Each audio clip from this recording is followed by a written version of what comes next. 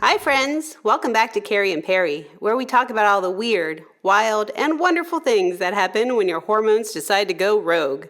So today, we're diving into something that's honestly both funny and maddening. Why ADHD symptoms can get so much worse in perimenopause. Because listen, it's not that you suddenly became forgetful, distracted, and emotionally explosive.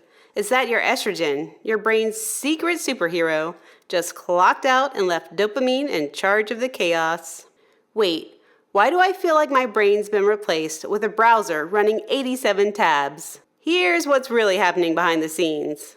Estrogen isn't just a reproductive hormone, it's like the project manager of your brain. It boosts dopamine and serotonin, helps you focus, plan, and remember where you put your keys, or your child. When estrogen levels start roller coastering in perimenopause, dopamine drops too. And dopamine is the brain's motivation and reward chemical. So instead of feeling, let's get stuff done, you're like, why did I come into this room? Oh, look, snacks!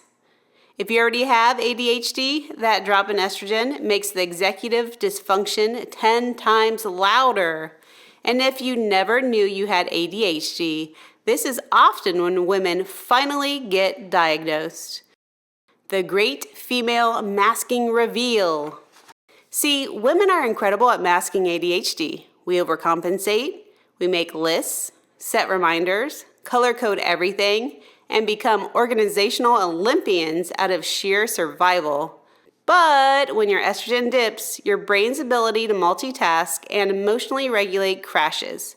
Suddenly you're crying because you lost your phone, which was in your hand, while Googling, why am I like this? And it's not just about focus. Dopamine also affects your energy, mood, and how rewarding things feel. So that to-do list that used to give you a tiny thrill of accomplishment, now it just feels like punishment.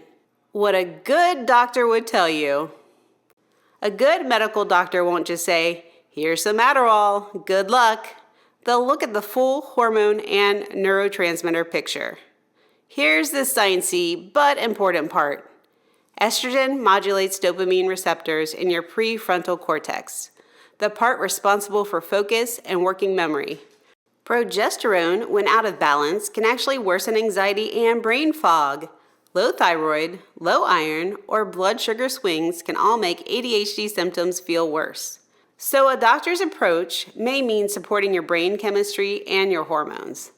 That might include checking estrogen, progesterone, thyroid, and cortisol levels, supporting dopamine naturally with L-tyrosine, B vitamins, magnesium, omega-3s, and balancing blood sugar. No skipping breakfast and surviving on coffee, please. And stabilizing estrogen, sometimes through bioidentical hormones or phytoestrogens, depending on your case. Practical tips that actually help. So what can you do right now if your ADHD feels out of control? Structure your environment, not your willpower. Don't rely on motivation, rely on systems. Timers, lists, phone alarms, meal prep, whatever keeps the chaos contained. Exercise. It boosts dopamine and estrogen metabolism.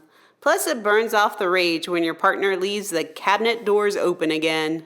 Protein at every meal keeps your dopamine stable and helps your mood. Prioritize sleep. You can't out-supplement exhaustion. Don't be afraid to talk about hormones and ADHD together. Most doctors still treat them as separate planets, but you're allowed to connect the dots. So if you've been thinking, why can't I keep it together anymore? It's not that you're lazy, unmotivated, or too emotional. It's that your hormones and neurotransmitters are fighting for control of the same steering wheel. Here on Carrie and Peri, we don't do shame. We do understanding, laughter, and maybe a little magnesium. So hit subscribe, grab your tea, and join me next week for more midlife brain revelations, because we're figuring this out together.